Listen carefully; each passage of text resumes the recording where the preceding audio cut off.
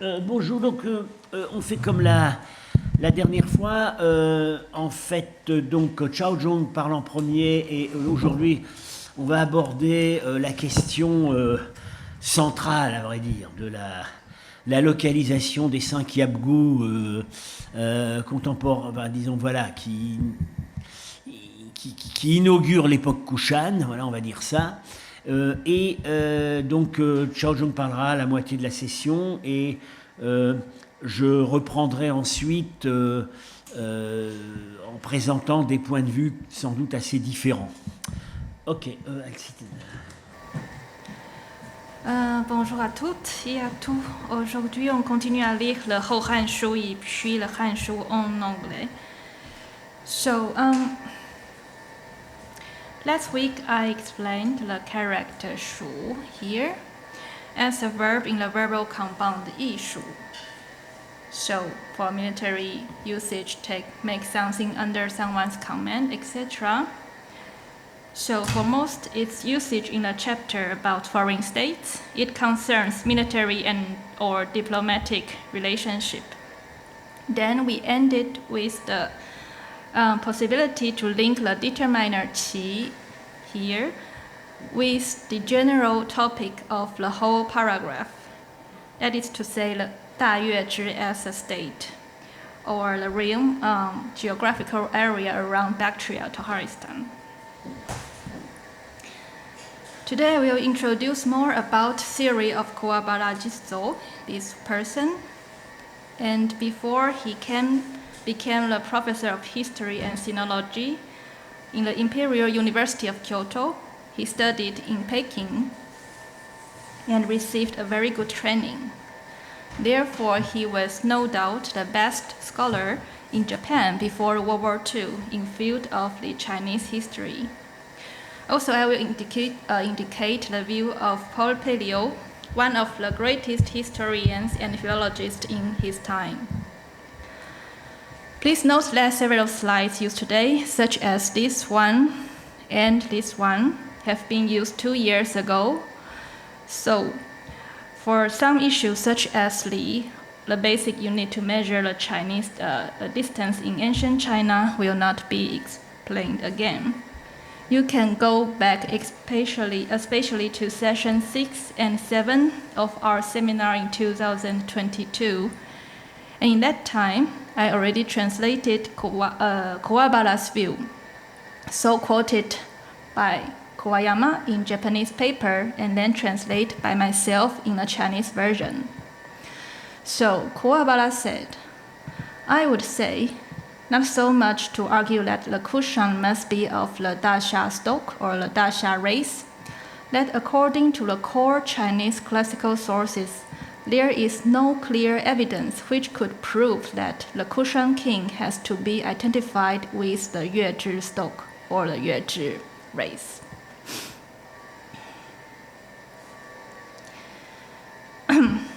This view was accepted by a large number of scholars in China and Japan, including Kawayama, because his analysis of Chinese texts is generally very reasonable and convincing despite of some shortcomings. In fact, in 1933, his colleagues in Kyoto named Haneda Toru, this one, introduced his theory into the West by writing this French paper. So he wrote, en résumé, conclut le docteur Kuwabara, il n'existe aucune preuve certaine pour décider que le roi de Guishan est de race Yuezhi. And this paper of course arrived at Collège France, here you see, and was well received by Paul Pelliot. So, in his famous paper Tokarian et Kuchian, in 1934, Pelliot expressed his modified view on the Yuezhi-Kushan relations. So, you read French better than me. C'est exposé de faire beaucoup de ce qu'on donne à l'ordinaire, surtout en tant que le Xihou, et en particulier celui de Guishuang, qui sera ensuite l'empire de Kushan, sont considérés par moi non comme des grands Yuezhi, mais comme des Daxia.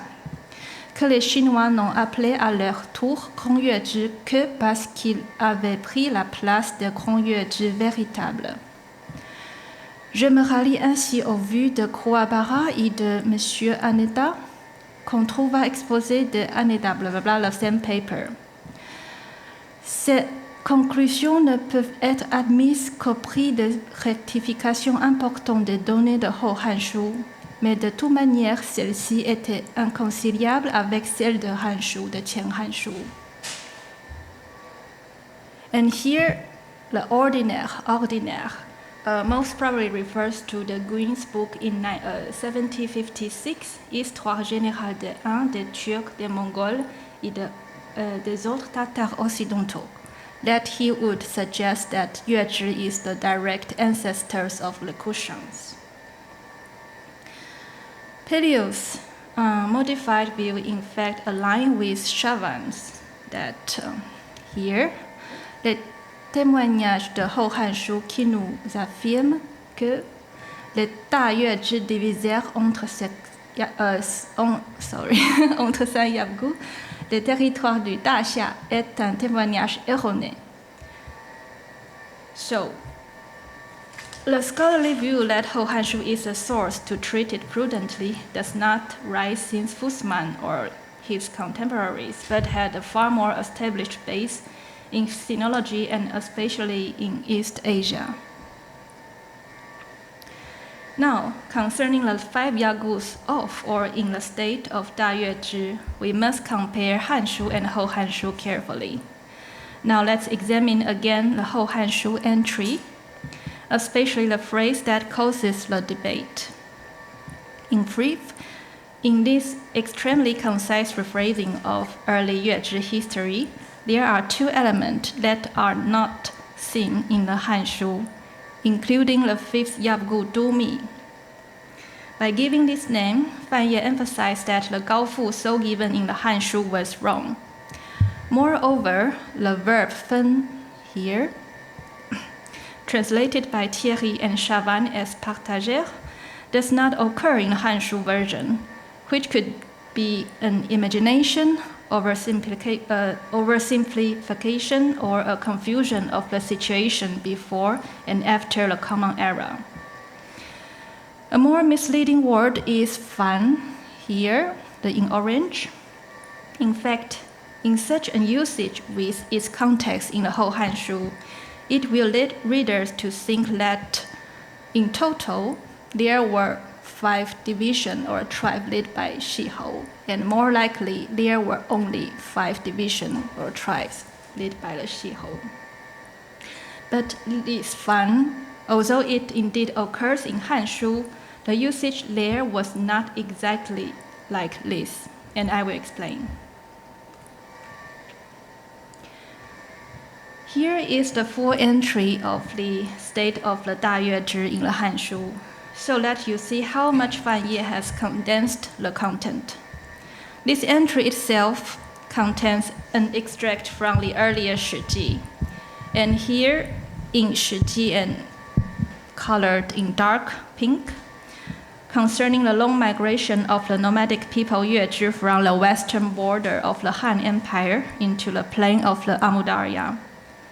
But from the passage in the first paragraph here in yellow, the final sentence, about its weather, soil, culture, customs, and currencies that were said to be generally identical with Anshi, Arsachid, Parthia, we know that the general topic of this entry is the realm or territory of the state, rather than the race of its ruling class.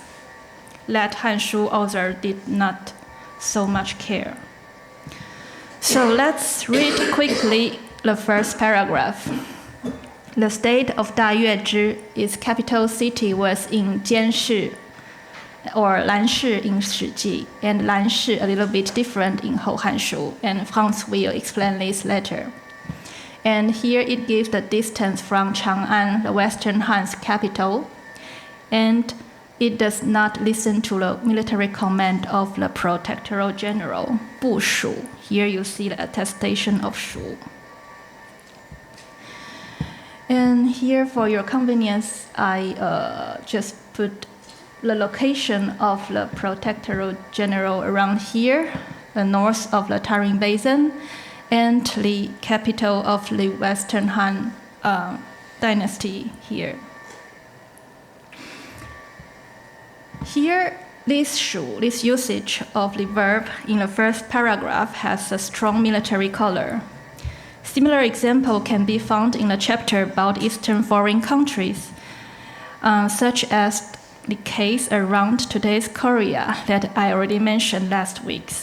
In fact, in the passage that I skipped last Friday, there is a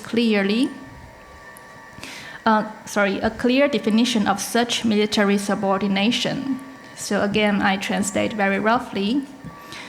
When this vassal state called Yan was overwhelmed or conquered by the Qing, the first emperor of Qing dynasty, it was then, this frontier was then obeying or under the military command of this northern eastern area. And here this Xi is a special kind of imperial order, or especially military one.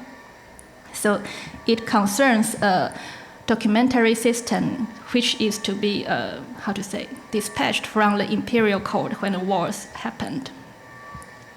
But after the rise of Han Dynasty, because this area is too far, so again, somehow a defense was built around there and just to the river Beishui around here.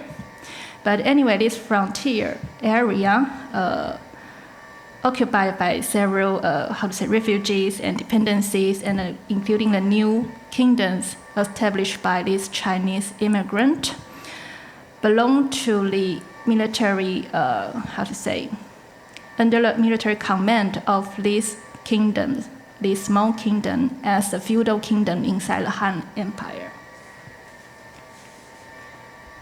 So, this kind of explanation is one of the most essential purposes to compile such data, because it is important for Chinese ruling class to know how to organize the forces to defend or attack against their enemies, such as the Xiongnu in the north around Mongolia. Now let's go back to the Hanshu. After the first paragraph as the general situation, and the second paragraph as the early history of the ruling class, the third paragraph treats Daxia, the land conquered by the people, by the nomadic people. The conquest happened not very long before Zhang Qian's arrival around 126 BCE. And it's remarkable to know that in Zhang Qian's eyes, there was no great rulers, 本无大军长 here, but only several minor chiefs, 往往至小长 minor chiefs or headmen. That most probably means that the Greco-Bactrian kingdom had fallen before the Yuezhi's migration there. And here the texts in white are the data not seen in the Shiji. We will treat it later, and now the only important thing you have to mind is that Fan here, the character in orange, appear at the final phrase of the entry. So the whole usage says that Fan wu xi hou jie shu da yue zhi. This Fan, with this context, clearly responds to the early occurrence of the 5 Shihou at the beginning of the same paragraphs. So indeed, here in this context, we can safely translate it as all these 5 Yagus, or all these above mentioned 5 Yagus, etc. But it is important to note that the phrase 有五系侯, there are 5 Yagus, does not necessarily mean that there are only or exactly 5 Yagus. So that's why Paleo summarized that. Le Daxia était gouverné par un certain nombre de Shihou, dont les Chinois ont connu 5. understand the point. So, at any rate, for Kuwabara and his followers, the final phrase with shu is a self-evident. Here we see again shu. It's a self-evident argument that all the 5 Yabgus were just local chiefs who obeyed the command of the Da Yuezhi. Because if they were naturally of the Yuezhi race or even from the Yuezhi royal house, there is no necessity at all to add such phrase. And I would say, if the Yuezhi king would have dispatched his close relative to the new lands in order to establish 5 camps or headquarters, no matter where they are, there should be better choice of the verb, such as ling, to lead, or to direct, or to jian, to supervise, to zhi, to rule, to control.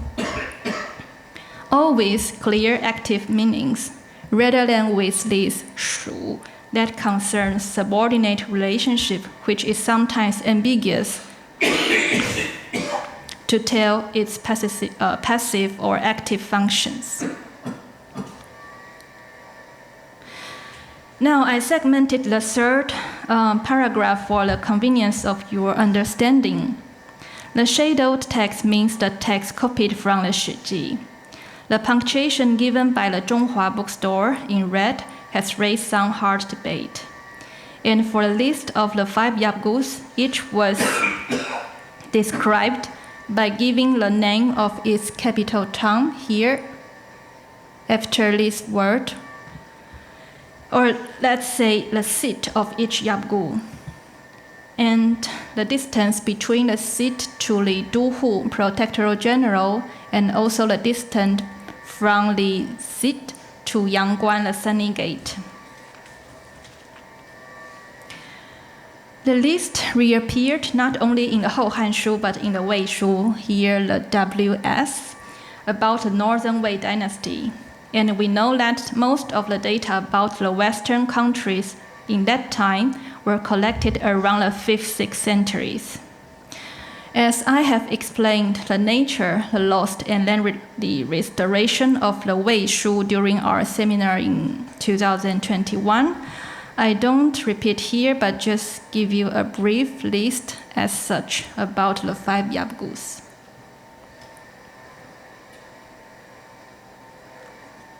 In brief, I list them from the right to the left because it will be more intuitive to show the diagram from the east to west.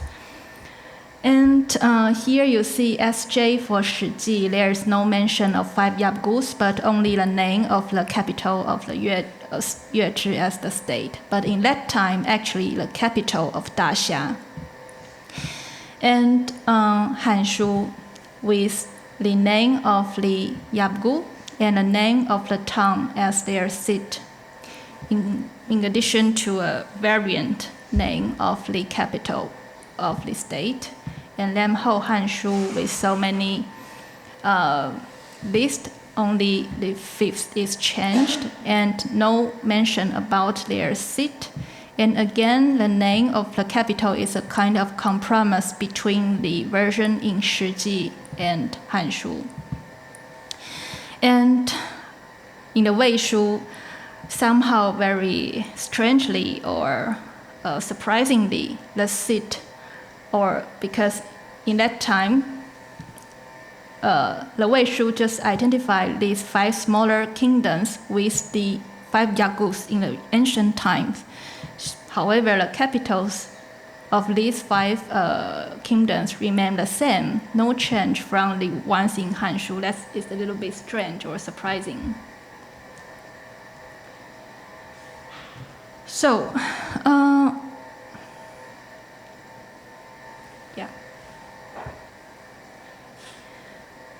the more noteworthy things is that all the 5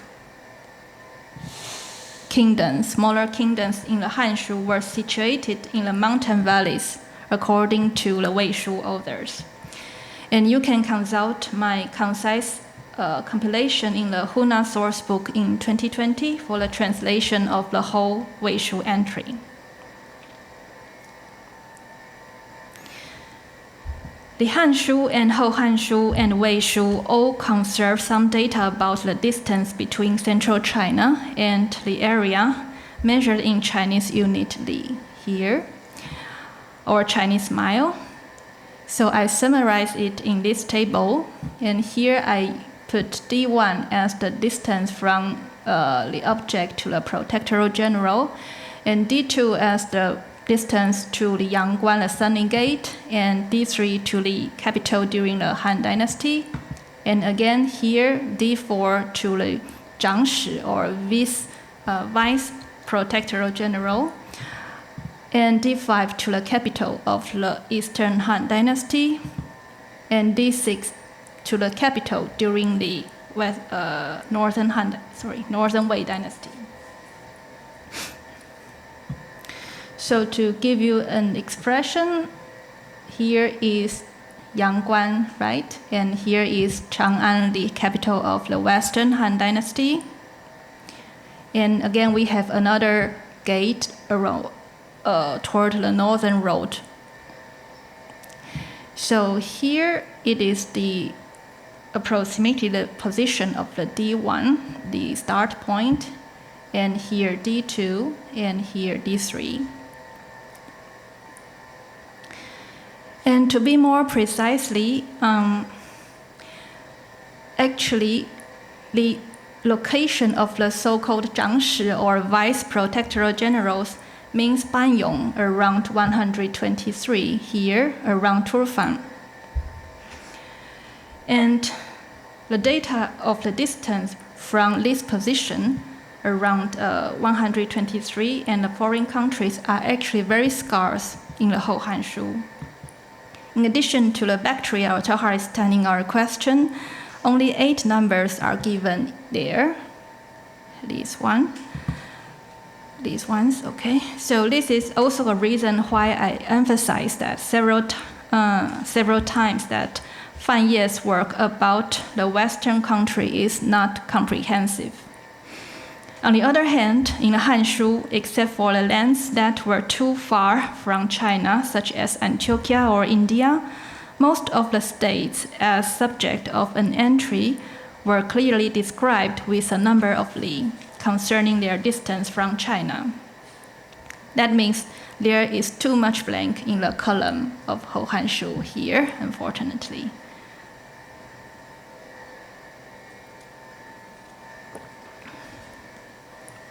Here, please note that the difference between this one, 16,000, and this 16,370 is normal, because from the calculation of Xu Song and later scholars, it is clearly that the difference was just the distance from Chang'an to Luoyang.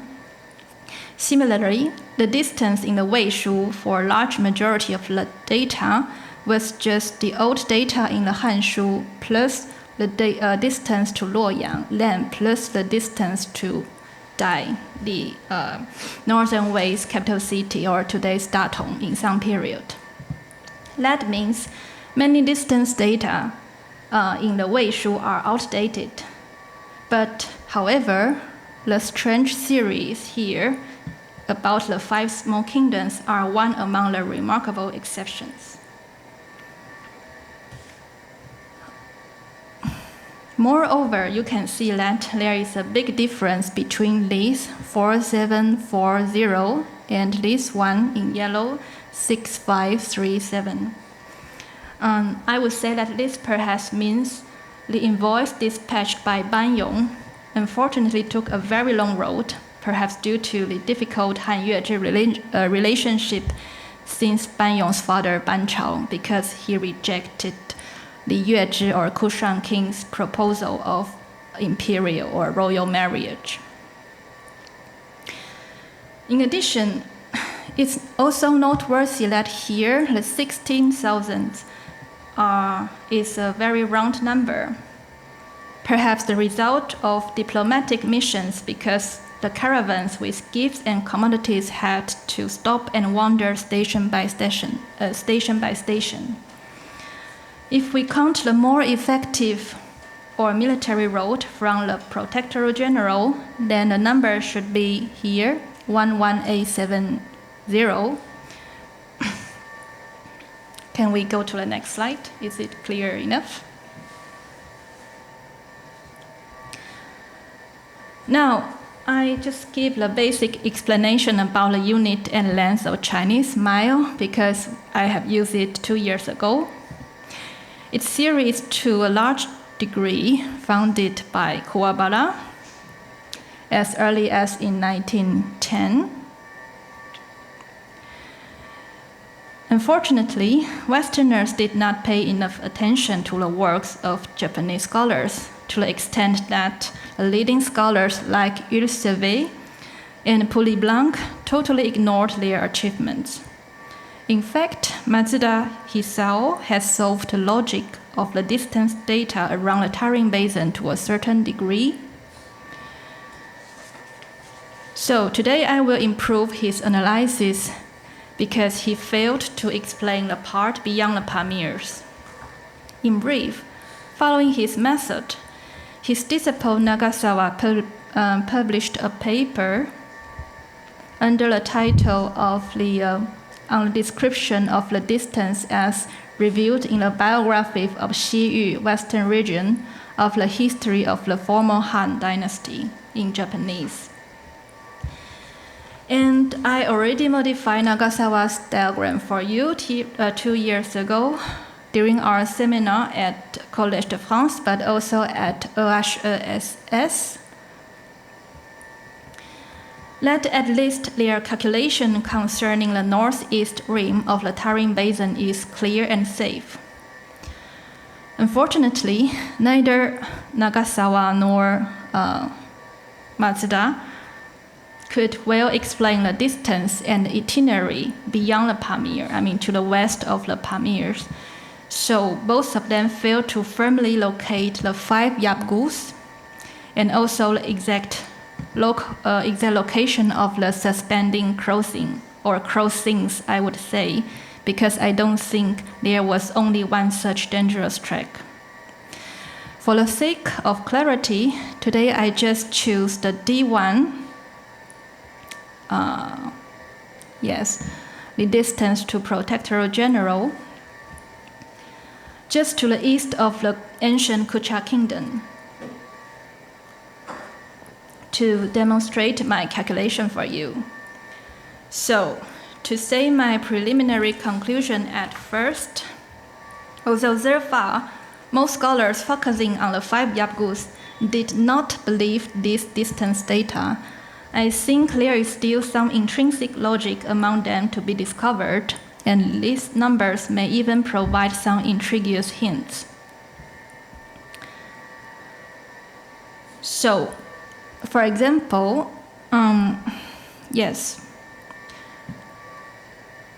I just try to color these, bars in order to help your understanding. So that here, 900 is the difference of these two numbers, and these white bars means the difference of the distance from the second Yabgus and the ones from the capitals, etc. So is it clear to you?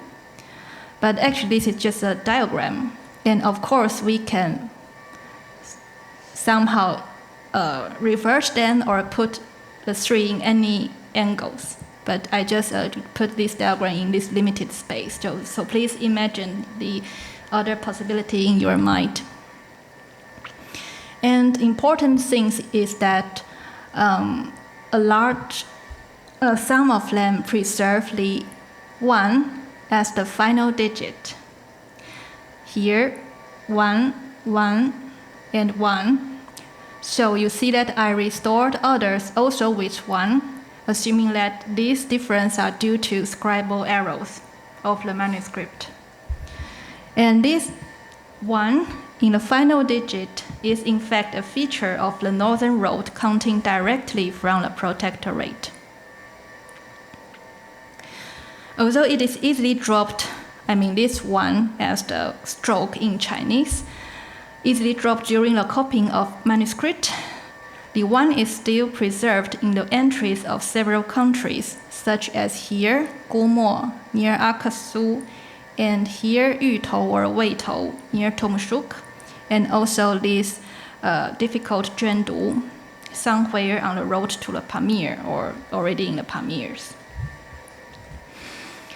This one, as the final digit, may originally lie in the data between the protectorate to Kucha, but anyhow we did not see it, perhaps already missed in an ancient time.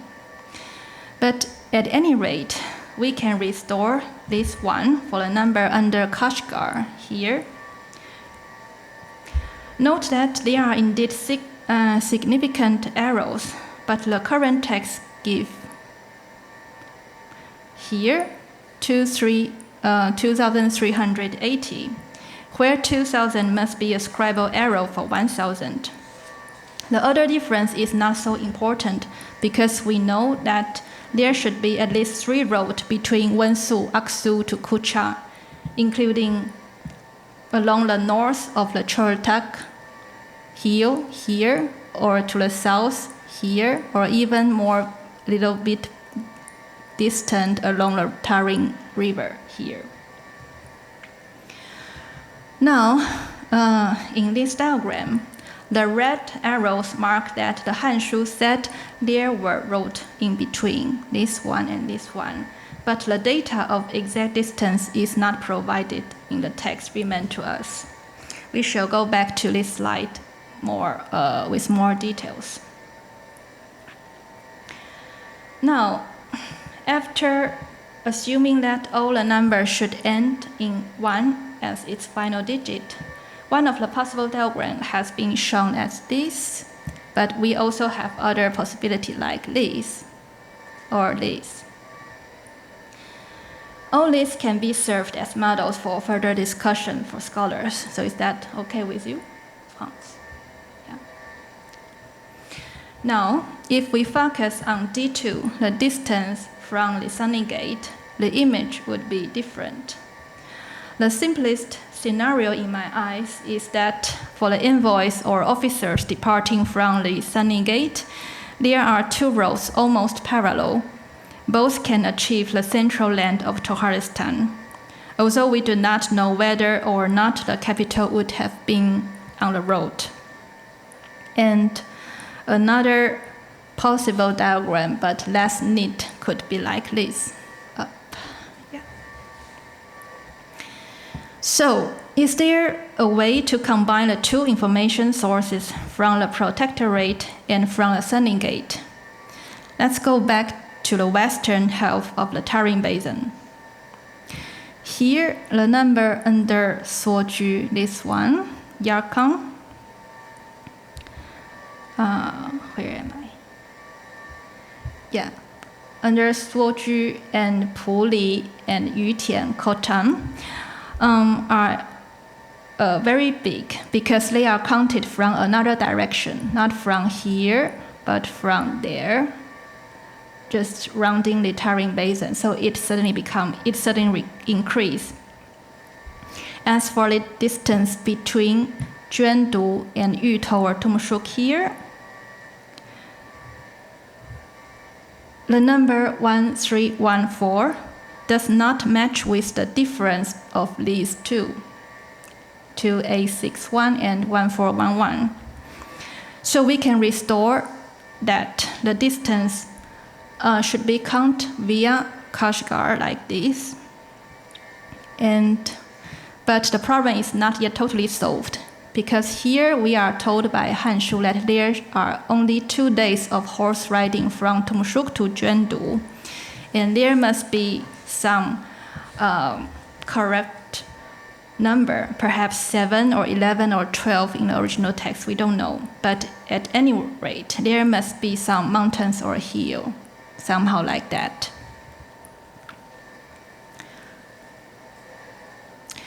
Now, moving westward, I hope this diagram won't overwhelm you.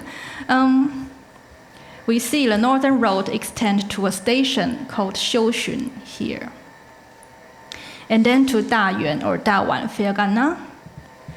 And the state of Wulei here is an important crossroad, but its distance to Zhendu here and the capital of the Dayuezhi are both missing, although Hanshu said there are roads toward them.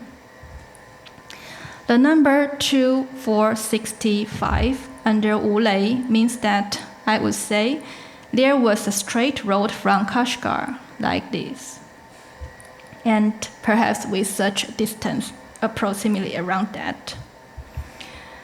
And in this case, the location of the first Yapgu is to be placed not very far from this Wulei. So somehow around this area, so maybe here, but at any angle around it.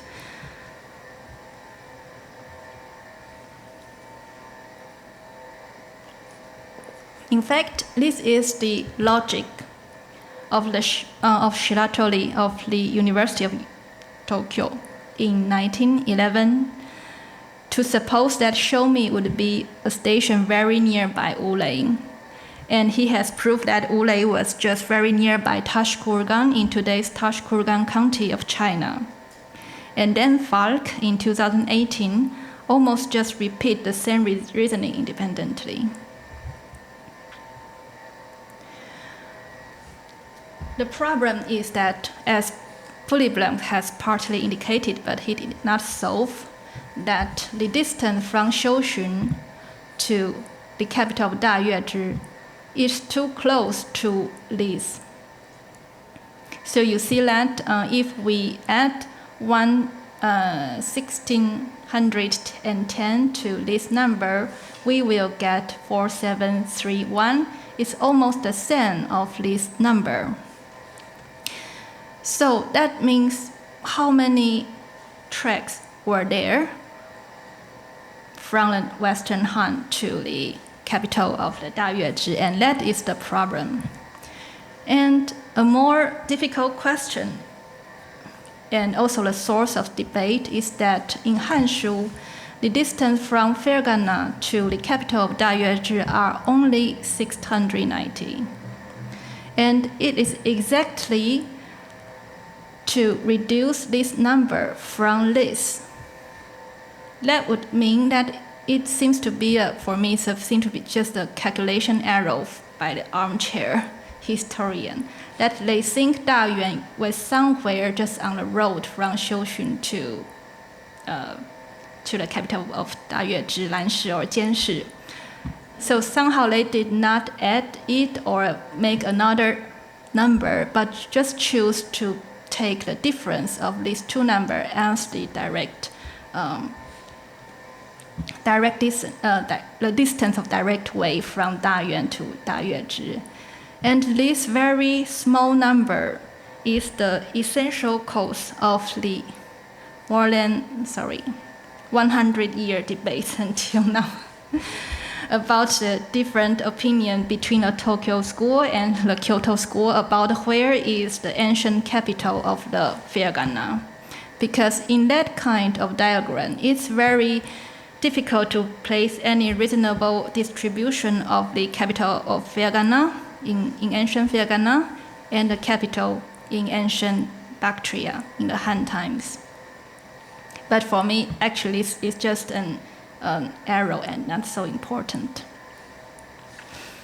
Now, if you compare this diagram with Harry Falk's diagram, figure 4 in his paper here, you will see that Falk totally neglects the existence of Shouxun and the distance or data about it. But Shiratori has already suggested that Shouxun was just an important station or even a start point of the road along the Alai Mountains. And this opinion has been adopted by so many Japanese and Chinese scholars, including Yu Taishan. But here in his paper, you see no discussion of this Shouxun and that possible road. And yes, so just tell you that this is a small corner just from Yangisar to Yarkand, so it's just an enlargement of this area on Chinese border. And with a little bit revision by myself and with Harry's consent that actually the actual road he meant is here. Because the base map of this one is a very old 19th century map and is outdated, so I tried to somehow calibrate the path by today's Chinese official map, and the real map should be somehow around here. So I think Etienne will add something about whether there is any road from along the Alai and Trans-Alai mountains to the Bactria, because in Harry Fark's view, he insists that no one until the 19th or early 20th century ever passed the whole road along the Alai road. So, you please sit here because the recording is not bad. Donc, tout l'argument d'Harry Falk sur l'absence de route directe entre Kashgar et Bactre par la vallée de l'Alai et les défilés de Garn est basé sur l'idée que la vallée de l'Alai est extrêmement enneigée et qu'en fait on ne passe pas. Et donc elle ne serait pas utilisée dans l'Antiquité, c'est-à-dire toute l'idée que par exemple que le trajet décrit par Ptolémée passerait par la vallée de l'Alai est fausse. Il préfère une voie directe à travers le Pamir. Bon, on a néanmoins au moins un exemple qui, je crois, lui a échappé, d'ambassade qui rentre de Chine chez les Timourides au XVe siècle, en 1421, et qui passe par la vallée de l'Alai. C'est l'ambassade envoyée par Charor à la cour de Pékin, et qui, en 1421, donc, revient et passe par Khotan, passe par Kashgar, et le texte nous dit que l'ambassade monte dans les montagnes qui dominent Andijan, les montagnes d'Andijan, et là l'ambassade se sépare en deux. Il y a une partie de l'ambassade qui prend la route d'Andijan et qui arrive à Samarcande, donc clairement là c'est la route par le col de Terek qui va monter au Fergana et ensuite arriver à Samarcande, mais l'autre partie de l'ambassade, elle veut rejoindre Bactre plus rapidement. Et l'autre partie de l'ambassade nous dit, on ne donne pas de toponyme, enfin si, il y a un Issar Shadouman, on ne sait pas très bien où c'est, mais va directement sur Bactre, nous dit le texte, par la route du Khorasan. Donc, lorsqu'on est au col du Terek, c'est dommage que je ne puisse pas montrer lorsqu'on est au col du Terek, effectivement, soit vous prenez la vallée de l'Alai qui va piquer directement sur Bactre, mais c'est une route difficile parce qu'il y a des défilés en aval, soit effectivement vous franchissez le col qui mène au Fergana, et là vous arrivez à Hoche, à Andijan, et vous arrivez par des étapes assez faciles à Samarcande. Moi j'ai pris cette route, c'est un très beau col, mais on passe. Donc voilà, on a au moins un contre-exemple que l'on peut opposer au raisonnement de Falk, disant que la route de l'Alai n'est pas attestée avant l'époque contemporaine. So now, how to combine the scenario provided by the distance from the Protectorate General and the scenario from the Sunning Gate, and then add perhaps another road of almost the same length from perhaps the northern east. Okay. So of course, again, there are several possibilities, and I just show you one or two as the most intuitive ones. So that means, you see, from the second scenario implied by the Sunning Gate, these second and third, or orange and yellow, should align a little bit closer. And on the other hand, the first and the fourth should be a little bit closer. That is because the final ending of the number 02 and 02 it match very well, and on the other hand, these 82, 82, and 82 all match very well. So in that ways, perhaps we can imagine a scenario like this. That means now you see I put orange a little bit closer to yellow and red closer to green. and somehow this long road for so-called 900 li, or about less than 400 kilometers, actually is a very difficult one, somehow crossing the mountain valleys. Or another possibility is like this. Now, this time, the third Yapgu of Guishuang in the south, with the second, the orange one, not so far away. And on the other hand, this red and four, this first and fourth should somehow more in the north. So there are different models, and we can check with the evidence from archaeological and numismatic data. But it is not so crazy or unbelievable. Now, I just prepared some maps of modern theories, most current ones for you, and also for the convenience of Hans' further discussion. In brief, after Marquardt, but before Shiratori and almost before Kuwabara, Hermann just published his doctoral thesis on the geography between China and Syria, also a kind of milestone in our studies. And in the map in his book, you can see, if you see very closely, actually he gave all these toponyms, and that is his scenario. You see, he put all these three other Yapgus in almost a final direction, perhaps as a kind of avant-garde toward the north for the invasion. And on the other hand, these first and two were indeed on the lines between China and the capital of Dayuezhi or Bactria. That is Hermann's answers.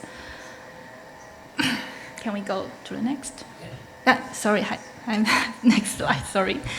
So, just give a very simple expression about how different the current theories are by such a questionnaire.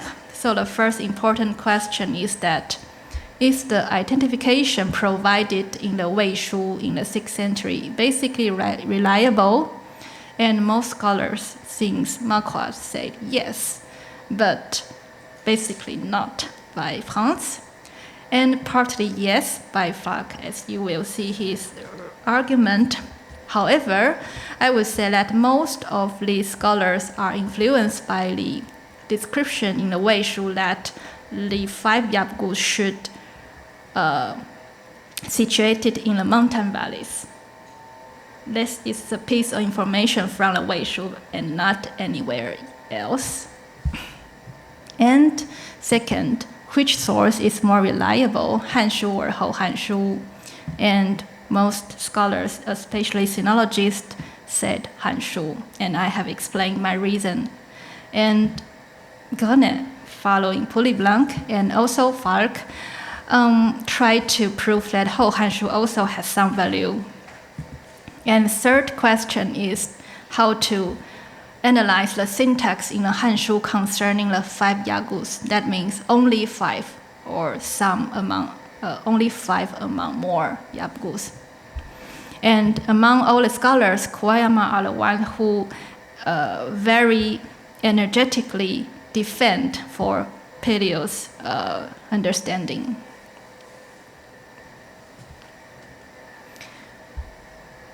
So here, le Daxia était gouverné par un certain nombre de Shihou. I think I have said, dont les Chinois ont connu 5. I think I will explain the syntax of the debate concerning how to segment this text 共领汉使者有无细侯 next time. So now I just skip this and also skip this concerning whether we should translate it ensemble. Il reste sur l'ambassadeur de un. Il y a 5 Shihou. 2 phrases separately, or the ones who provide provisions to the Han invoice are the following 5 Shihou. That means whether we should take this 者 as a relative clauses or not. And that will be reserved for the next time. So now I just go to the modern series and explain very briefly because Franz will fulfill my explanation. So Marquardt and most of his followers and later sinologists agrees that the Wei Shu's identification is reliable. So in addition to, for example, Shiratori's identification of the first around the easternmost area, here Marquardt wants to identify this Bomao with Bamiyan, and then he take this Yanfuye somehow like Cambodia or something near Gandhara. So that is his intuition, and his idea was improved and modified by Shiratori with using more data about the Xuanzang and other data in 7th century. Because once you agree with the plausibility of this identification in 6th century, there are more data around 7th, 8th century that could be linked to these 5 toponyms. So for example, for Shiratori, he thinks that Fudisha is Badakhshan, today's Badakhshan, and also he thinks that Qiandun is Handut, and right now in a central town in the Wuhan district, something like that. So, in sum, it is Marquardt's theory, as far as I can see, a very rough one. So, in his eye, the first Yabgu should lie in a Wuhan corridor from China to central Afghanistan, and the second one somehow to its south, and the third to the north of Gandhara, and anyway around here. And this 5 is not so exact, so I enlarge it because I made this map in the summer, in the spring of 2019, very early. So it should cover the Panjshir a little bit more, so a little bit larger. So it's the Marquardt's 5th Yabgu, and the 4th around Bamiyan, famous for its Buddhist grottos. And on the other hand, this is also an early impression of myself as a reader after reading Franz's paper. And for your convenience, I also show the scenario of Shiratori, and this is almost fully adopted by Yu Taishan and Kuwayama, so I won't repeat it. But in fact, Kuwayama, in one of his recent Japanese papers under the title of Notes on Tohara, Tongues and Territory, and published in 2020, provides a map. Okay, the color is observable, like this. And I somehow revised a little bit about the river channel here. That's not important, but I just remade and color it for you so that you see that it's the first, second, third, namely the Kushang, and the 4th, Badakhshan, and the 5th, Gaofu here. So he tried to illustrate what is in his mind and in Shiratori's mind, like this.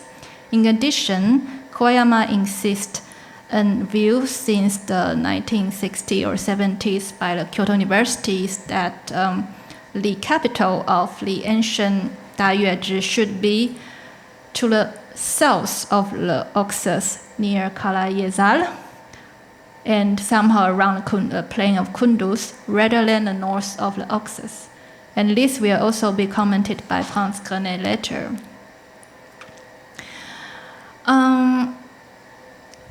The essential point for me that caused such a divergence is how a reader segment and understand this phrase. So here we again encounter the problem of qi guo, the guo as huayong and qi as a determiner, as a definite, as a pronoun, or here as adjective. So that means whether this determiner refers to Daxia here or to the Yuezhi. For most of the scholars, especially the sinologists experienced in reading classical Chinese, they believe that this Sehuayong links to Daxia, and this is so reflected by Thierry's and also Chavan's translation that you see Sehuayong is the Daxia, not the Yuezhi in plural. And since Marquardt, or maybe a little bit earlier, they believe that Daxia is an area limited to the south of the Oxus.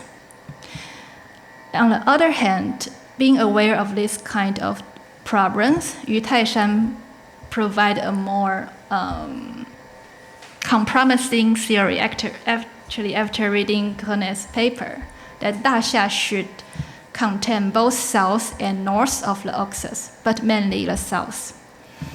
And Grenet, inspired by Pouilly-Blanc, thinks that this Sehuayong should actually refers to the Yuezhi proper, or the orders of the Yuezhi and north of the Oxus after the long migration. And in order to prove his idea, Falk somehow modified that this should refer to Yuezhi as the new states. But even Grenet and Falk both think that this Qiguo basically means the Yuezhi newly established as a state, newly established by these nomadic people. Their image, their diagram is very different. So, in brief, I would say that, or you can explain it by yourself. Yes. You explain very well what I think. So for Hans, the Yuezhi as a nomadic people just settled into the south of the Oxus, so it's somehow constrained by the geographical situation that they are living in the mountainous valleys among this the branch of Oxus. So this is the way of divided the Yuezhi, but to the north of the river. But for Harry Falk, since his Yuezhi is the whole realm newly controlled by these nomadic people, the way of divide is like this way.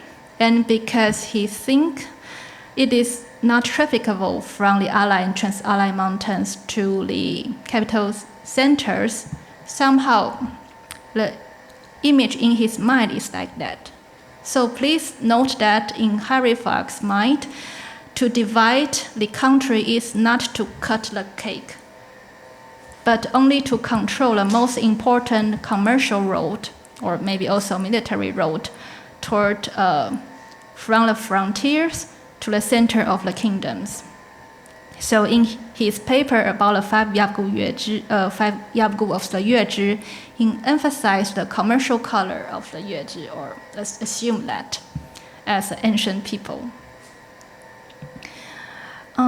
Yes, I think I should stop here. And right now. Now, the problem is that so far no one can really solve the question about how to move to the Jibing or Gandhara, as we explained, through a more dangerous passing called suspended crossings. But anyway, there are another road from this Nandou to the capital Yuezhi as well, and this could not be explained by Harry Falk neither. That's why he continued to write about that topic, about where is the suspended crossing. Okay, so now I just fulfill Pouilly-Blanc's idea that inspired Franz. That Pouilly-Blanc says, the five Yabgus seem to have formed an arc along the north side of Toharistan from the valley of Wahan in the east to the Domi, Tarmita, or perhaps Termes, and Bark in the west. Okay, I think it's very interesting. But at any rate, Pouilly-Blanc is not a historian, just a philologist, a linguist. So, at any rate, when I show this diagram as a reader to Franz in spring 2019, when he visited Kyoto, he said, okay, yes, but he want to modify it, my understanding. So more exactly, what in France's mind in 19 is somehow like this. The territory of the second Yabgu should be wider, just beyond Dushanbe, and the center of the third Yabgu, the Kushan, supposed to be, should be more just near the river and what is the site, the nail site? Yeah. So that is. I would put, as I told you, number one, I would shift now a bit more to the south, from Ambigam Yes. to down where Roshan, that more to the south. That Yes. if Falk is right for the identification of Vama, but Yep. well, after all, well, we can keep it like that. Yeah, let's just show different opinion in the moment of 19. So, and Falk, I also show my very stupid and naive understanding of this and want him to correct me.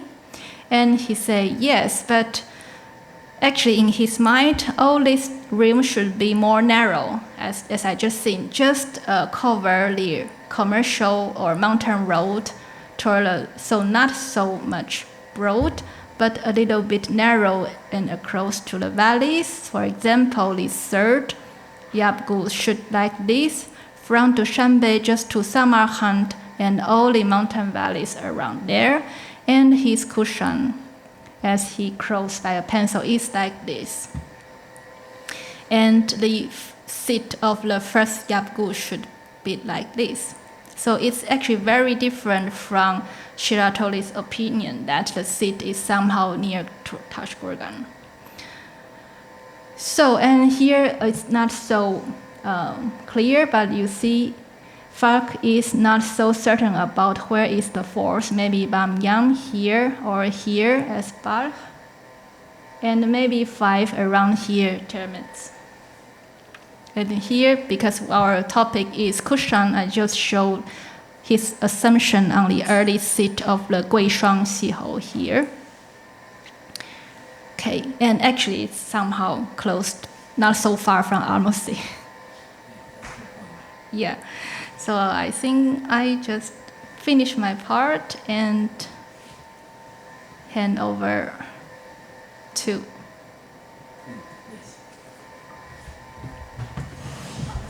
So I start with Lanchi. Oui.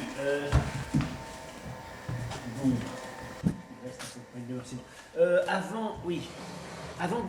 Avant d'aborder de mon point de vue la question des 5 Yabgu, c'est-à-dire présenter successivement ma théorie, celle de Falk et celle de Kuwayama, qu'a déjà présenté Chao Zhong, mais je vais les discuter avec d'autres arguments.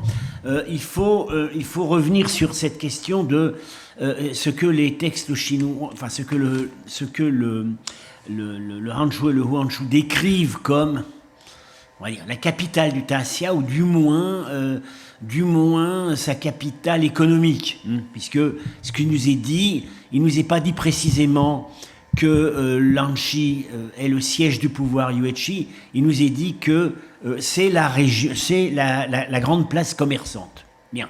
Alors, l'idée qui vient tout naturellement à l'esprit et qui en fait n'est peut-être pas fausse, c'est qu'évidemment la capitale historique de la Bactriane a toujours été Bactre, et également sa capitale commerciale. Alors, Kuwayama objecte que on n'a pas d'indice d'une prospérité de Bactre entre l'époque des Grecs et une époque beaucoup plus tardive, que Bactre s'est peut-être effacé, éclipsé. C'est contredit par les dernières fouilles de la Dafa qui montrent qui ont découvert des grands aménagements d'époque Kushan dans le réseau d'irrigation, dans les remparts. Enfin, on voit que Bactre n'a jamais périclité. Bien. Donc, Bactre est un choix possible. Le problème est philologique. Il n'y a aucun moyen de réconcilier le nom, le mot Lanchi avec aucun des éléments du nom de Bactre, sauf qu'il y a peut-être en fait, on peut peut-être se rattraper. Alors Lanchi en ancien chinois serait Glamdieg, d'après ce que j'ai lu. Alors, moi j'avais pensé, à cause de cette restitution, que ça pourrait être Hulm, qui est une ville à l'est de Bactre, et qui, à certaines époques, mais plutôt plus proche de nous, a effectivement pris le relais de Bactre comme grande place commerciale. Aujourd'hui, c'est Tashkourgan, hein, dont le bazar a fait l'objet d'une étude ethnographique tout à fait exemplaire par Pierre Centlivre. On voit c'est une place commerciale prospère et à certains moments, c'était peut-être la principale. Alors j'avais pensé que la restitution Clamdieg ou Glamdieg pouvait se rapprocher du nom de Hulm, lequel est connu dès l'époque achéménide, on le sait maintenant. Alors Étienne, je crois, m'objecte que la gutturale initiale n'est pas... enfin voilà que... Moi, c'est surtout la taille de l'oasis, si tu veux. Ouais. L'oasis de Hulm, au maximum, même quand tu regardes dans le désert jusqu'où il s'étendrait, c'est au maximum un quart de celui de Bactre. Donc, oui. Donc Hulm avait été mon choix à ce moment-là. Alors, maintenant j'ai pensé à une autre solution. C'est qu'en fait, Lan ne serait pas, ça voudrait dire simplement la grande ville. Voilà. Alors, en fait, on a effectivement un mot bactrien, Lam, qui vient en fait d'un mot ancien iranien qui veut dire le monde, mais en bactrien ça veut dire plutôt le pays. Et puis, finalement, ça s'est restreint et dans un dialecte moderne, le Yidga, Lamo, ça veut dire le village. Donc, or, il se trouve que ça a peut-être été une épithète de Bactre.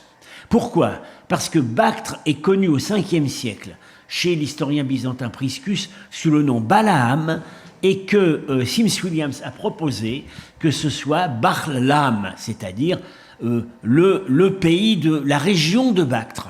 Bien. Ça pourrait être une solution qui, à ce moment-là, réconcilierait la position économique de Bactre et la forme lanchée. Bien. Autre possibilité. Dans un des documents bactriens de Rhodes, on a une ville qui s'appelle Lano et qui est mentionnée comme importante parce qu'on voit que, d'après le contexte, que c'est une ville avec une forteresse. Donc c'est une ville importante. Et elle est également mentionnée dans le Tangshu, comme le dit le chef-lieu d'un district qui s'appelle Polo. Bien. Alors, c'est pas Hulm, parce que Hulm est mentionné dans le Tangshu, comme Huenmo. Alors, quelles sont les possibilités ? Pour cette époque, Chavannes pensait que c'était Barlan, près de Surcotal. Sims Williams doute beaucoup de cela. Mais en réalité, ça pourrait marcher en fait au 5e siècle, mais pas avant. Parce que Barlan, cité comme ville importante par les géographes arabes, au même niveau que Bactre, Hulm, etc., ce qui a fait que Chavannes y avait pensé, ça vient de Varlang, c'est-à-dire les temples, le temple ou les temples. C'est le nom par lequel est désigné Surcotal et Rabatak dans les inscriptions. Or, donc, Barlan aurait tiré son nom de la proximité ancienne des grands temples couchants. Mais à ce moment-là, ça veut donc dire que l'anneau du Tangshu et l'âne des documents de Rhodes pourrait être Barlan, mais que ça ne pourrait pas être l'âne de l'époque du Hanshu, parce qu'à ce moment-là, il n'y a pas encore de temple dans la région. Donc, voilà les diverses possibilités avec lesquelles on peut jouer. Disons, l'idée qui est nouvelle dans ce que je présente là, c'est que l'âne, en fait, l'âme Lan ou Lam pourrait être non pas un toponyme précis, mais un qualificatif, la grande ville. Et à ce moment-là, il y a plusieurs possibilités. Une possibilité qui est complètement exclue, c'est ce que propose Kuwayama. Parce que lui, il propose donc... il avait pensé un moment à Kunduz, qui a été effectivement une ville importante ultérieurement, mais dont le nom est connu, le nom ancien est connu maintenant. C'est Warnou, donc ça ne correspond pas à Lan. Il s'est intéressé à un site qui est un peu à l'ouest, qui s'appelle Risht Tepe, parce que ce site a fourni un grand trésor. Maintenant, en fait, il y en a deux. Des très très gros trésors de monnaie kushan et gréco-bactrienne et indo-grecque. Mais en fait, Kuwayama ne connaît pas les données du terrain. Parce que Risht Tepe, ça fait 1,5 hectare. Ça peut en aucun cas avoir été une grande ville. Et la présence d'un gros trésor monétaire ne veut absolument pas dire que c'était une grande ville. La raison qui semble plus convaincante, c'est que on est à ce moment-là, on est près d'un point de passage de l'Oxus. Donc, il y aurait pu y avoir eu des stocks marchands de ressources monétaires stockées près du gué. Voilà, c'est pas forcément qu'il y avait un grand pouvoir politique sur place, c'est que c'était un itinéraire marchand. Et en fait, ces trésors monétaires, c'était la réserve bancaire avant de franchir le fleuve. Alors, maintenant j'en viens à la question, les théories sur les 5 yabgous. Alors, tout de suite, je dis tout de suite que j'ai reconstitué les systèmes donc de Falk et le mien, non pas en faisant des grosses tâches comme a fait Chao Zhong, mais simplement en positionnant les mots sur la carte. Bon. Alors, vous voyez mon système où on a donc les 5 yabgous qui seraient le yabgou 1, Remo, localisé à Xiumi, qui serait en fait au débouché des passes de la Lai dont on vient de parler, donc dans l'hypothèse où ça pouvait être un point d'arrivée des envoyés chinois. Le yabgou Shuangmi, que je situe un peu plus à l'ouest, avec cette idée qu'il était le deuxième qu'on atteignait en venant de Chine, et les 3 autres yabgous que je situe au sud, Kushan, sur Chao Zhong l'a déjà mentionné, sur le bas Warsh, plus à l'ouest Ridun et plus à l'ouest Gaofu. Alors, si vous comparez avec les positions de Falk, c'est pas extrêmement différent en réalité. Il met Xiumi à peu près où je le mets, mais en l'étendant davantage au sud-est. Il met Gaofu là où je le mets. Il met Guishuang un peu plus au nord que là où je le mets. Et alors, la grosse différence, c'est Shuangmi qui met très au sud, à Chitral, en supposant une route sud pour les envoyés chinois. C'est le seul point commun qu'il a avec Kuwayama. Et Ridun qui met à Bamiyan, pour des raisons, disons, surtout philologiques. Alors, revenons là-dessus. Les postulats sur lesquels repose mon système. Ce sont des postulats. Si on les refuse, on refuse mon système. Si on accepte mon système, on accepte les postulats. Alors, postulat numéro 1.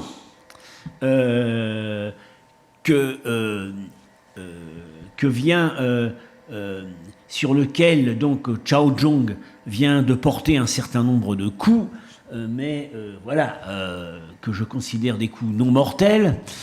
Il faut chercher les Sihu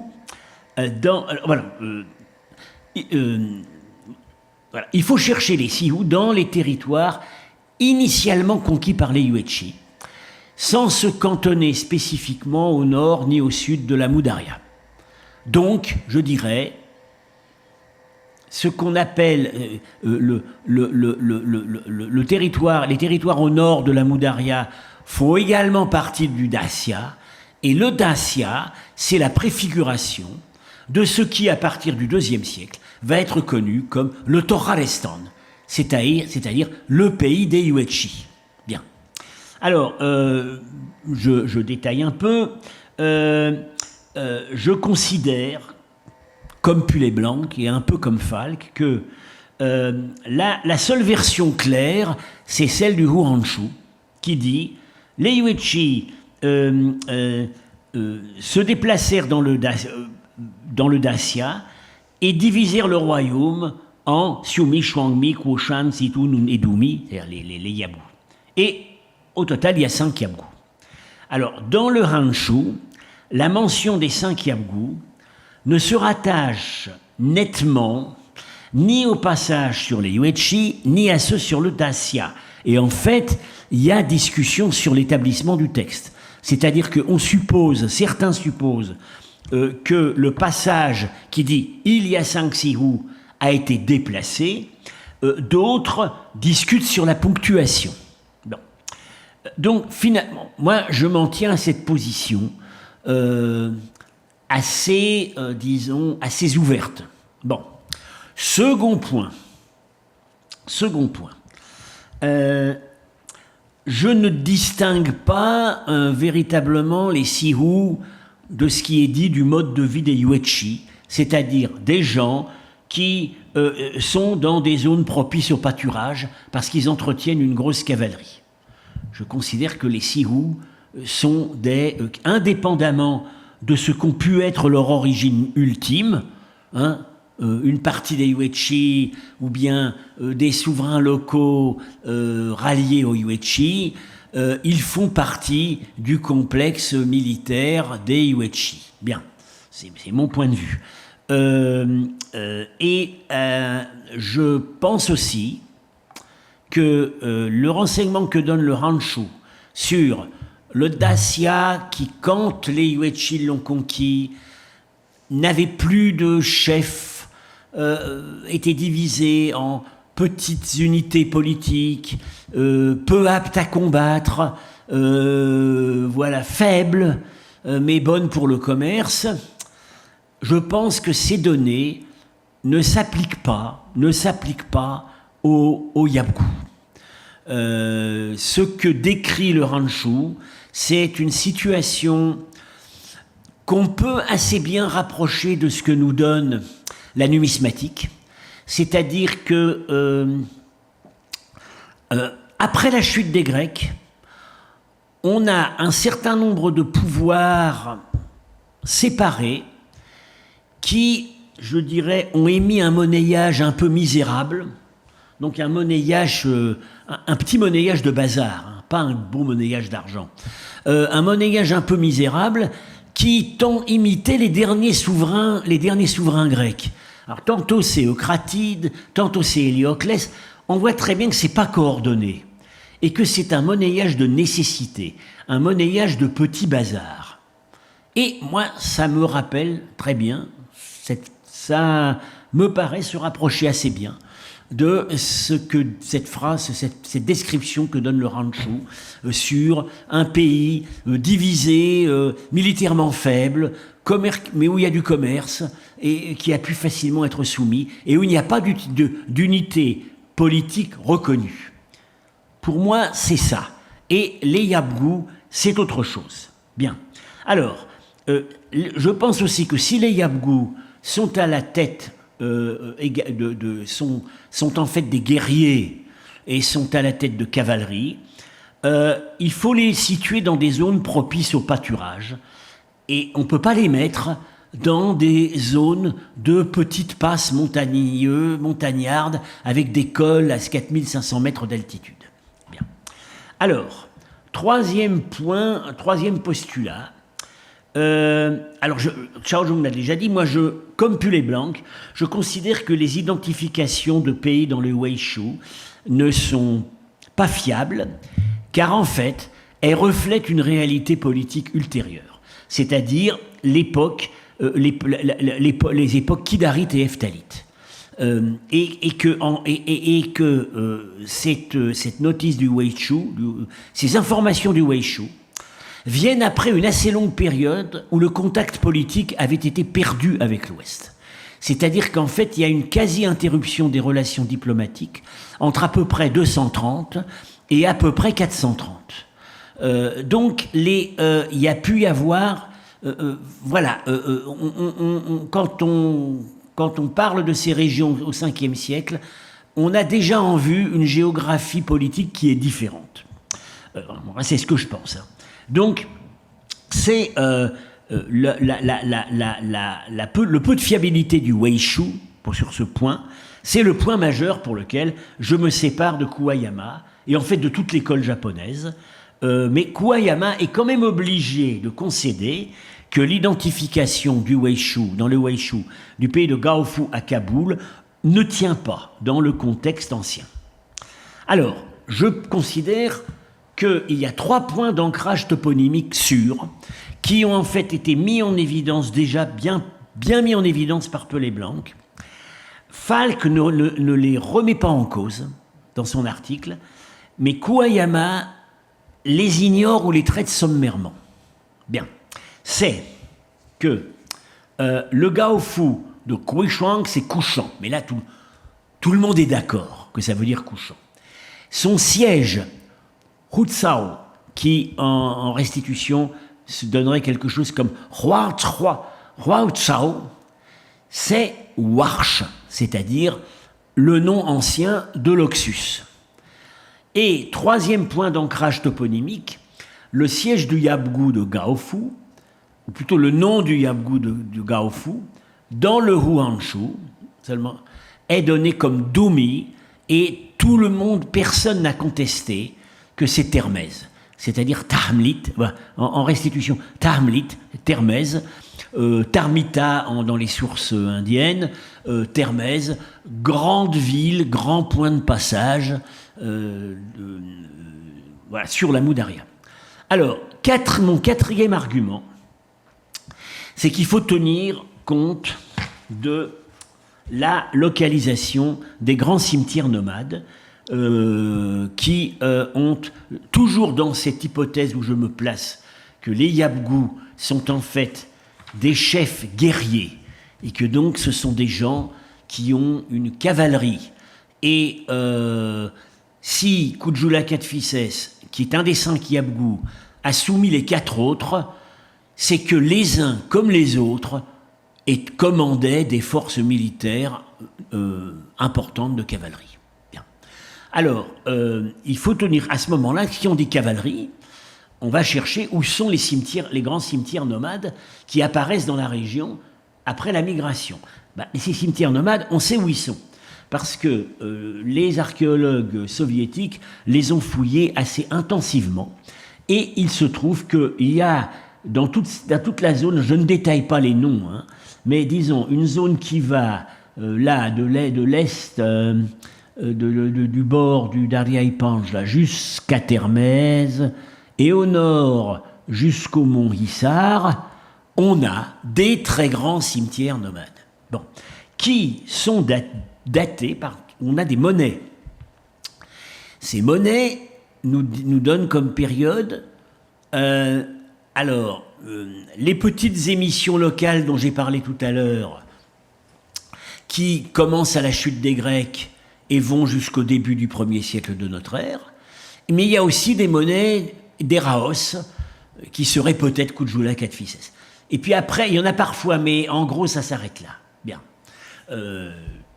Donc je constate tout de suite que le cimetière d'Almasy, si c'est un cimetière, se place en fait dans ce système. Bon. Alors, dans ces cimetières, on ne peut pas véritablement faire des distinctions ethniques. On voit que... on a l'impression que ce sont des éléments qui ont migré, mais qui avaient des origines, qui pouvaient avoir des origines diverses. La carte de visite des Yuechi, s'il y en a une, c'est la déformation crânienne qu'on les voit porter sur leur monnaie, et également les reliefs de Khalchayan. C'est pas complètement spécifique des Yuechi, ça existait aussi chez les Kankyu. Et dans ces cimetières, on observe cette déformation, mais disons sur une minorité de tombes. comme si en fait ça avait été un marqueur plutôt aristocratique qu'ethnique. Bien. Alors, je dis tout de suite, un bémol, on n'a pas cherché ces cimetières au sud de la Moudaria. Bon, ça c'est une objection. Malgré tout, bon, on en connaît un peu, enfin, ça aurait été pillé. Bon, on en a un, évidemment, c'est Ilia Tepe, mais là c'est complètement différent. C'est un cimetière, c'est un grand cimetière royal. Et par ailleurs, je suis bien d'accord que ces cimetières nomades, on en a dans le Pamir. Ils ont été étudiés, fouillés dans le Pamir. Mais moi, ce que j'ai dit dans mon article, c'est que il se trouve quand même que chacun des points où j'ai essayé de localiser les Yabgou peut être associé à une ou deux grandes nécropoles nomades. Et je pense que c'est quand même un argument important. Alors, autre point de mon argumentation. Le Yabgou, donc, couchant, tout le monde est d'accord, c'est couchant. Et Hulsao, on n'a pas contesté l'idée. Oui, un peu Falk qui dit voilà, l'étymologie n'est pas si sûre que cela. Bon, même Kouayama est d'accord. Évidemment, c'est Warsh. D'ailleurs, le nom ancien de l'Oxus. Il se trouve que le cours ancien de l'Oxus, du Warsh, n'est pas là où on met aujourd'hui la Moudaria, mais à partir de Tarti-Sanguine, c'est là. C'est-à-dire le fleuve qui s'appelle toujours aujourd'hui le Warsh. Bon. Et dans le cours supérieur duquel, dans ma théorie, se trouverait le Yabgou le premier Yabgou, le Yabgou numéro 1, Sioumi, celui qu'on atteint, disons, on peut l'atteindre par le Pamir, on peut aussi l'atteindre par la route de la Laye. Alors, on dit, et Falk et Kouayama disent, oui, mais bon, Warsh, ça peut être pris dans un sens assez large. Bon, je ne suis pas d'accord. On dit Warsh est le siège de l'autorité du Yabgou de Koujan. Or, ça renvoie, à mon avis, à un secteur précis du Warsh. C'est le bas Warsh, près du confluent avec la Moudaria. Quels sont mes arguments ? C'est la zone de concentration maximale des monnaies d'Eraos. Et Eraos est le premier souverain qui, sur ces monnaies, ait fait figurer le nom Couchant. Donc, qu'il soit Kujula Kadphises ou son prédécesseur, c'est le Yabgou, Eraos est le Yabgou Couchant.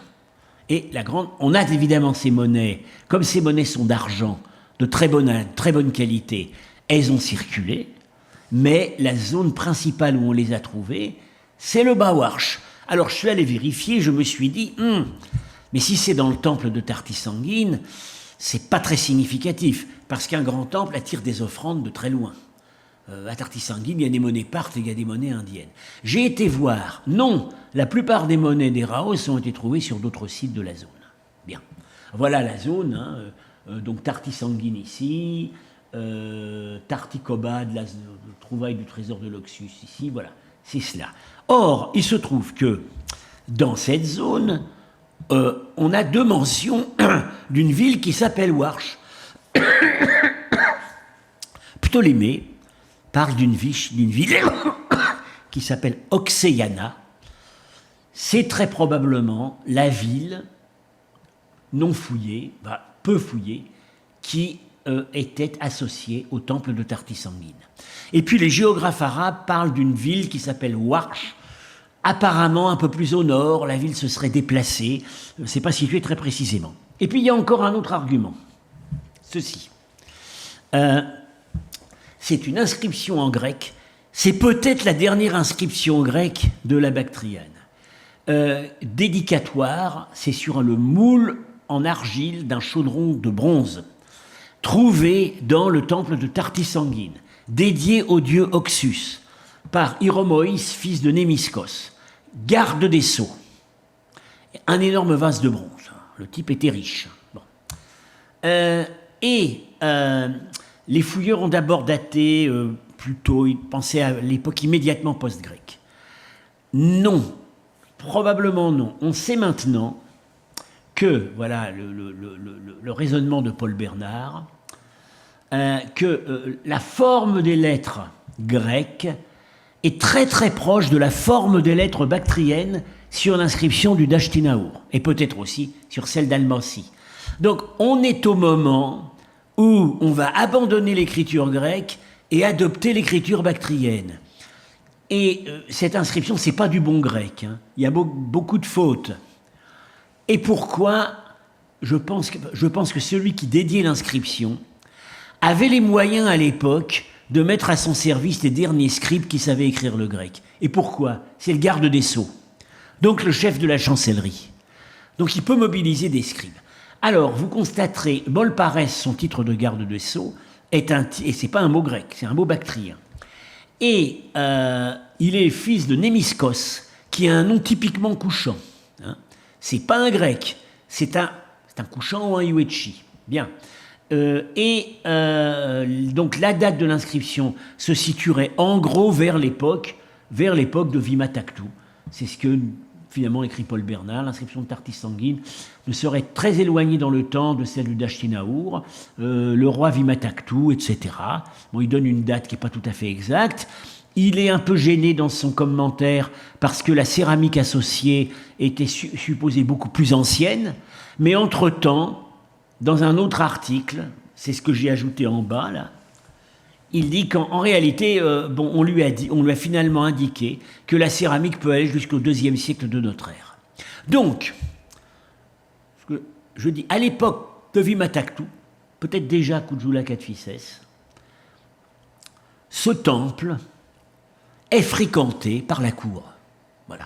Donc, à mon avis, ça donne quand même concentration des monnaies des Raos, toponyme Warsh et présence de la cour sur le site de Kushan, sur le site de Tartis sanguine, donne quand même des raisons de penser que Warsh, siège du Yabgou couchant, c'est à Tartis sanguine ou dans une ville près de Tartis sanguine. Voilà. Alors, je vais déborder un tout petit peu. J'ai des hypothèses donc sur les autres toponymes, mais je reconnais qu'elles sont plus faibles. Hein. Pour Shuangmi, bon, j'ai rapproché de deux mots, donc ancien chinois Guamek. J'ai rapproché de deux toponymes connus. Non, excusez-moi, c'est pour Hemo, Xiumi, qui serait donc Guamek. Hemo serait Guamek. J'ai rapproché de Comedai, qui est le mot les comèdes, connu plus tard encore en géographie, qui est le nom ancien de la haute vallée du Warsh, donc c'est le débouché de la passe de l'Alaï. Mais c'est aussi connu comme le pays de Garm. Et Garm, ça pourrait aussi aller avec Guamek. Bien. Shuangmi, j'ai rapproché, donc ancien chinois, Songmia, Shangmie. J'ai rapproché du nom de cette région à une époque plus tardive, qui est Shuman. Bien. Et pour Bomao, non, le Yabgou Sidoun, voilà, ici, on nous dit que son siège est à Bomao, Bakmog. J'ai rapproché d'un toponyme connu qui est Boubak. Pas situé très précisément, mais on verra après quand on discute Falk, que en fait c'est plus précis que Falk ne le dit. Et pour Gaofu, ancien chinois Kaobiu, j'avais pensé initialement au nom ancien de cette zone, vraiment à l'ouest du secteur où je situe les Yabgou. Le nom de cette zone, c'était Gaofu, qui veut dire le pays des montagnes. Ça pourrait être aussi Kalf, le nom du premier site de passage de l'Oxus en aval de Termès. Bon, je reconnais, c'est beaucoup moins fiable que les raisonnements que j'ai tirés sur Kuchang, Warsh et Termès. Et par ailleurs, alors, dans mon argumentation, j'ai des raisonnements également sur les distances, beaucoup moins précis que les raisonnements de Chao Zhong, mais le raisonnement, moi, ce que j'en ai déduit, hein, c'est que le plus proche, c'est Xiumi. Ensuite, il y a Shuangmi. Et ensuite viennent Kushang, Hidun et Gaofu, qui pour lesquels on a des distances très proches les unes des autres. Ce qui pourrait indiquer soit qu'ils se succédaient à peu de distance, soit que les noms étaient tirés sur un arc de cercle. Voilà, et moi j'ai supposé peut-être cet arc de cercle tiré depuis Shangmi. C'est un des scénarios c'est le scénario qu'a montré Chao Zhong. Et j'ai considéré aussi que Kuishuang, Sidun et Gaofu étant énumérés dans cet ordre-là, ça correspondait également à leur ordre géographique. Voilà. Alors, pour terminer, une concession aux autres théories, c'est que, bien, mon point de vue, c'est que les Yabgu ont eu, il faut les percevoir comme plus tard les chefs mongols, c'est-à-dire des gens qui, rattachés ou non au clan royal, qui avaient leur campement, donc leur ordu, dans des zones de pâturage. Et les bonnes zones de pâturage se situent non pas du tout dans la grande plaine de Bactriane, mais dans les piémonts. Et là, on a ce seraient donc les zones de pâturage au nord de la Moudaria. Ça ne veut pas dire que les Yabgu riverains n'avaient pas un certain contrôle sur le sud. Le fait qu'ils aient eu leur résidence au nord ne veut pas du tout dire que leur territoire s'y limitait. Et par exemple, j'ai fait l'hypothèse que le Yabgu couchant, étant juste en face de la rivière Koksha, était bien placé pour contrôler la rivière. Et qu'est-ce qu'on trouve au sud de la rivière Koksha? Les grandes mines d'argent du Panchir. Et comme par hasard, Héraos est le premier après les Grecs qui ait renouvelé la frappe d'un grand monnayage d'argent. Bien. Donc, voilà mon système tel que je l'expose aujourd'hui. Et donc, la prochaine fois, j'envisagerai, après que Chao Zhong ait continué sa présentation, je discuterai le système de Falk, qui encore une fois n'est pas très éloigné du mien, mais avec quand même certaines objections assez fortes à ce que j'ai présenté. Et puis le système de Kuwayama, qui n'a rien en commun avec le mien. Voilà, donc à la prochaine fois. Mais alors la prochaine fois, oui, c'est vendredi, puisque la table ronde sur le livre d'Étienne sera lundi de la semaine prochaine.